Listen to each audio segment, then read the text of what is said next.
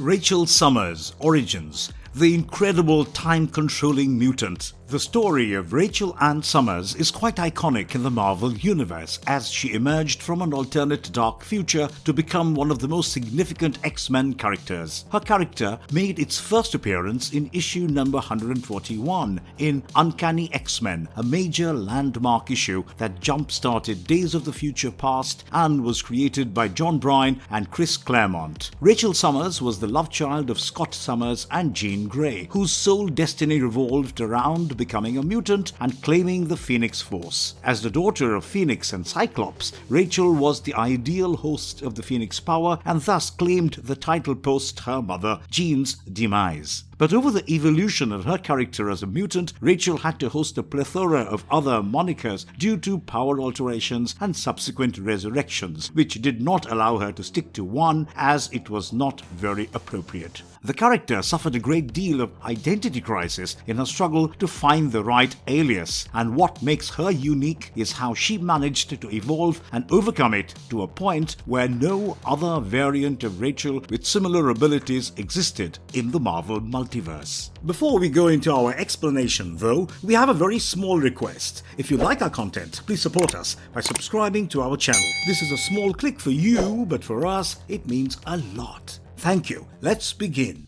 A brief history of Rachel Summers, growing through a traumatic past. Rachel Summers has a long-drawn history while her character goes through different arcs in her comic book run. Her story began in the Days of Future Past when Jean and Scott got married and birthed a single child. Rachel harbored herself from the Phoenix Force, merging with her mother, Jean, and thus inherited an unlimited ability to tap into the power of the Phoenix Force, along with possessing the potential for telekinetic and telepathic powers, much like her mother. She was raised at Professor Charles Xavier's School for Gifted Youngsters, where she met the son of the Fantastic Four members, Franklin Richards, and befriended him. After manifesting all her powers and abilities, Rachel joined a younger generation of the X-Men called the New Mutants, advocating Professor Xavier's dream of humans and mutants coexisting in peace and harmony. The X-Men had prevented the assassination of Senator Robert Kelly, who was an anti-mutant, but unfortunately his death could not be prevented in Rachel's timeline. That significant event caused the public to grow completely paranoid against mutants, leading to the election of an anti-mutant candidate for president. Amidst all this, Rachel's mother, Jean, aka the original Phoenix, was killed in a massive nuclear explosion devised by Mastermind, one of X-Men's oldest enemies. The entire anti-mutant fiasco rendered the X-Men fugitives and led to a strict Genetic Purity Act. Under the rule of the anti-mutant president, Sentinel robots were released for the sole purpose of mutant hunting, so the mutant kind could be contained and eradicated. Still, they later decided that the best way to do this was to take over the United States, which further contributed to the dystopian future that followed the Mutant Registration Act. They killed or imprisoned nearly all famous superhuman beings in North America over the following years, including Rachel's father, Cyclops. When Rachel Summers was still a child, the Xavier's School of Gifted Youngsters was attacked by federal troops, with Rachel as the sole survivor. The soldiers drugged her to neutralize her psionic powers and kidnapped her to be brainwashed and tortured by Ahab in his sadistic laboratory. Rachel turned into a mutant hound after her extensive behavior modification experiment, and she hunted down other mutants on the orders of the authorities. Here, Rachel went through inexplicable measures of psychological torture as her superiors compelled her to wear a leash and branded her face with a permanent pattern of grotesque tattoos that marked her as a hound. In the mutant world, hounds were bands of mutant trackers who were fully controlled by Ahab with the help of mental domination. They were scarred,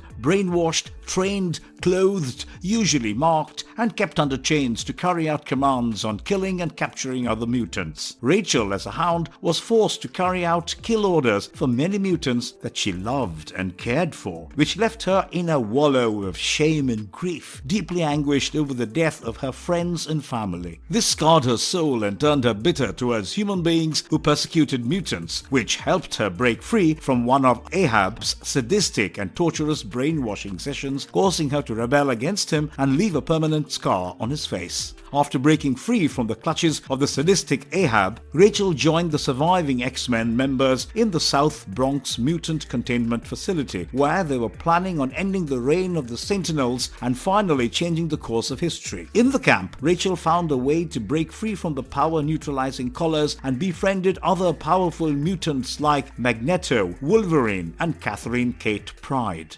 The time when she joined Excalibur, Rachel was enslaved as a prisoner to perform in front of the people from Mojo World by Spiral and Mojo. She was rescued from this fiasco by Shadowcat and Nightcrawler, her former teammates, who were later joined by British superheroes Megan and Captain Britain to form Excalibur. Rachel developed an individualistic sense of power and confidence during her tenure with the team of Excalibur. Much to the exasperation of her teammate Shadowcat, Rachel has frequently been declining advances from all the men in England. Together with Excalibur, she ventured past many exciting adventures through alternate realities and time. Rachel was an asset to Excalibur as she fought and defeated several forces like Zat's Year 9 and Technet. When Galactus sent a herald on Earth to inform the team of Excalibur that he wanted to take the Phoenix power out of Rachel, as it made her extremely dangerous for Galactus to harbor a power of this measure, she blatantly laughed off the herald. She sent him out of the Earth's orbit, spiraling to the moon with the help of her telekinesis. An enraged Galactus devised a machine to extract the power of the Phoenix out of Rachel and send it to orbit. But Rachel managed to use her telekinetic abilities once again to throw herself springing at Galactus. Unfortunately, the fight could not reach any outcome or any true conclusion, as it risked both Galactus and Rachel being fully destroyed. Rachel Summers in Age of X and its aftermath. As Rachel was stuck in space with Lorna and Alex, aka Polaris and Havoc, she desperately attempted to find her way home by contacting Professor Xavier, Emma Frost, and the other members of the X-Men. Unfortunately, Rachel arrived right when a rogue individual of the Legion used its powers to alter realities and create a new world, the Age of X, which swept up Rachel's astral form and transformed it into the amnesic Revenant. Now, Rachel was a part of the team called the Force Warriors, who were the most powerful psionic and telekinetic team based within the Fortress X. Rachel's powers were actively used to rebuild the force walls of Fortress X, which prevented her from actively participating in any of the battles. The walls that she kept up were their sole protection against all enemies and the most significant way of survival. When reality was restored to its original condition, Rachel's body and mind were separated, with a distance of half a universe between them. During this time, Revenant Rachel reached out to Scott Summers with the information that she was merely a mental manifestation of the original Rachel, who was still floating deep in space. Although Scott had promised to help her return home due to the effect of the separation, Rachel fails to recall the specific important message, as her brain only retained her counterpart that took form in the Age of X. Post the aftermath of the Age of X, Cyclops, aka Scott Summers, grew desperate to save his fading daughter, who was being visited by the best minds of the mutants and the X-Men. After everything, as a last effort, Rachel calls for Rogue, with whom she had shared a connection due to the Age of X. Rogue wanted to connect with her, and thus when the two of them came in contact with each other, Rogue witnesses a vision: Polaris, Havoc, and Rachel, along with the place they are stuck at, helplessly waiting on someone to find and help them. This allows Rachel to return to her body, but right after she gains consciousness, she is confronted by a concealed villain holding a gun who tells her that he has murdered all her friends. Traveling back in time and her stint with the X-Men. When Rachel was forced to join the mutant containment facility after she broke free from the clutches of Ahab by assaulting him, she met the other surviving X-Men and her old pal Franklin, who was now all grown up. Eventually, both of them developed feelings for each other and decided to take active measures to end the nightmare they were constantly going through. Here, Rachel channeled her psionic abilities to alter the psyche of Catherine Pryde with her younger self, who later found herself in the body of her younger version, Kitty Pryde, a new mutant recruit of the X-Men. This helped the prevention of Senator Kelly's assassination, but unfortunately it could not reverse the world's order, resulting in Kate being sent to a completely different reality. Even though the assassination was prevented, the Sentinels still ruled the world and kept chasing them relentlessly until everyone but Rachel and Kate were killed. To understand the reason behind these happenings, Rachel traveled back to the timeline in her astral form, where she was discovered by Phoenix, who was severely impressed by her and sent back a piece of her Phoenix power along with Rachel back into her present timeline. When an unconscious Rachel returned, Kate met with the Phoenix and made a deal. Thus, when Rachel would say a specific code word, Kate would hypnotize her and use her abilities to connect to the Phoenix Force. To make it appear as though Rachel had passed away, Kate coerced Rachel into going back in time to when the two of them were imprisoned in Project Nimrod Laboratory, the subsequent development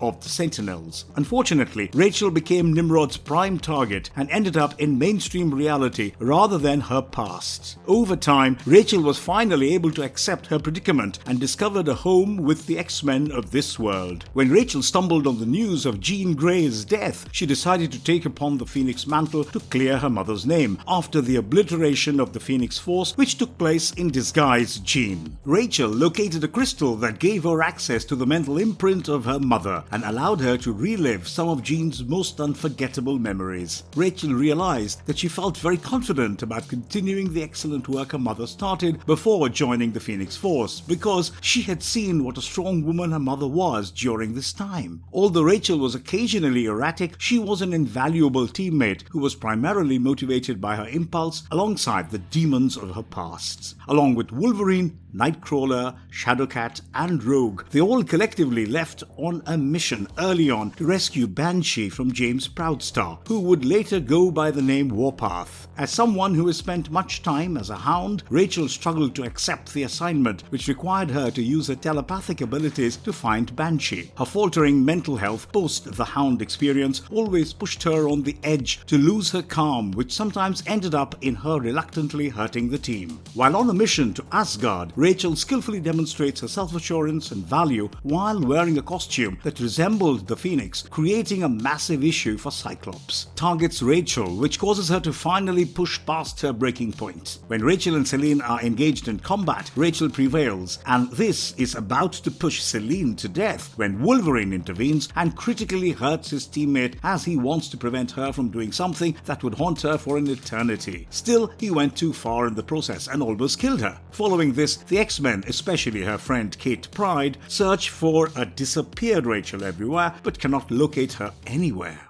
Exploring the Bloodline story arc of Rachel Summers. When Sublime decided to leave the school after Archaea's demise, Rachel demanded an explanation that massively complicated things. Upon being pressed too hard by Rachel, he admits that no matter what, they still killed his sister. As Sublime leaves, he keeps an eye on Rachel through his window as he walks away, while she watches him go. Much later, in a conversation with her team, Rachel reveals that she now believed that Sublime had killed her mother and was a complete mess over the entire Sublime situation, leaving her team very concerned about her current medical condition. After some time, when Rachel learned that a student had been shot, she decided to take independent action along with Monet to find the shooter in a massively crowded subway system. Rachel's telepathic powers shielded them from being exposed to the crowd. For Monet to tackle the shooter covertly, Rachel extends her telekinetic shielding on him. Following Rachel's request to lower their shielding, Monet disarms the shooter as he attempts to kill himself. After this epic fiasco, the two of them finally arrest the shooter. As Rachel calls for a team meeting to question the shooter, they are all surprised that Storm isn't incensed upon learning that Rachel had acted without her knowledge. When Rachel assumes that Storm will be their leader during the team meeting, Storm explains that the decision will be made by silent vote, as they are now a formal team. Before they can even choose, the shooter manages to flee, leaving the school with significant damage before dying. Chimera informs the rest of the team and Rachel that an attack will occur in 4 hours, during which Jubilee will be permanently maimed and Shugo will be taken hostage by his biological father with a 15-year recovery period. This throws everyone off their grounds and they hurry to set up their defenses. Rachel promises Storm that if she can help them get through this morbid crisis, she will always have her back no matter what. Rachel takes it upon herself to ask Chimera for as much information as possible, especially about Shugo's father post Jubilee's capture. As soon as Rachel discovers what is coming next in Chimera's timeline, she wastes no time and informs the group. While traveling to the location where Jubilee is being held, Rachel alerts Storm that in Chimera's future, if the future with the organization that wanted Sugar lost, 7 of the school students would perish and 12 would be injured. Storm is taken aback by this information, and Rachel keeps mentioning that their future had already been planned for them in Chimera's future. The Forest attacks Monet when they arrive, making Rachel realize they need more information. She orders Psylocke to head a scouting team, who tells Rachel that Monet was correct in her observation that the Forest appeared to have a consciousness of its own. Rachel tells her that the system they are combating is known as Bloodline. Then the future sends a proposal asking for Jubilee in return for Sugar. In response, Storm declares war on them. Storm hypothesizes that Bloodline is keeping Rachel from seeing Monet, but Rachel is not very sure of that theory. Out of nowhere, they are suddenly attacked by the Forest, which also telepathically keeps striking Rachel. Although Storm is very worried about Rachel, she assures Storm that she will be fine. Upon asking if the Forest was sentient, Rachel assured her it was not. Rachel is entirely unsure when Storm asks her if she can feel any pain, so Storm decides to summon a storm to the Forest to see it for herself. Eventually, Psylocke gets in touch with Rachel with the help of Chimera, who instructs her to prevent Storm from unintentionally killing Monet. Although Storm becomes enraged, Rachel quickly calms her down by reassuring her that Jubilee and Monet are down there. As they pause for a breath, Rachel worries about Storm's maniac behavior, as she had never lost her mind in such a dramatic way before. When the crew meets Chimera, it is revealed that Shugo's blood can only control Bloodline. After this revelation, he is promptly killed by Bloodline because it now only recognizes Shugo as its true controller. After the whole fiasco is dealt with, the group reassembles and heads back to the school.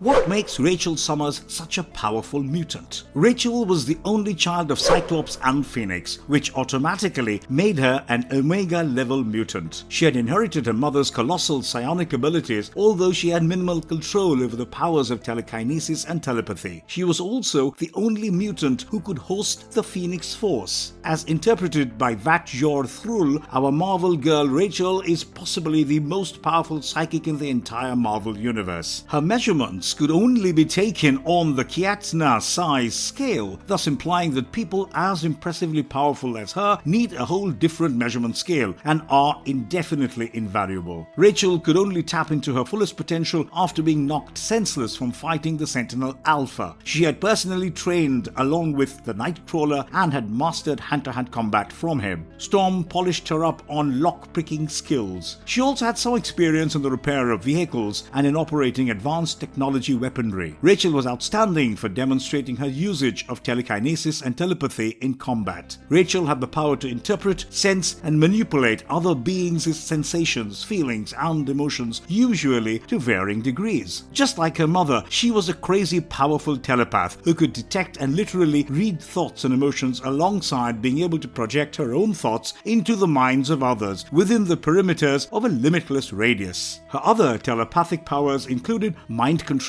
telepathic cloak, trauma healing, neural jumpstart, psionic shield, mind transferal, mental amnesia, mental paralysis, telepathic illusions, psionic blasts, mental detection, astral projection, and psychometry. As a high-level telekinetic, Rachel possesses extraordinary telekinetic abilities as she can sense and control subatomic particles concerning matter and energy. Rachel can fully control matter and energy for a wide range of effects and purposes. Her telekinetic powers include matter alteration, force field, intuitive aptitude, concussive blasts, telekinetic weapons, and even flight. Rachel Ann Summers is just one of her kind, as there is no other version of her with even half of her powers that she possesses in any different timeline.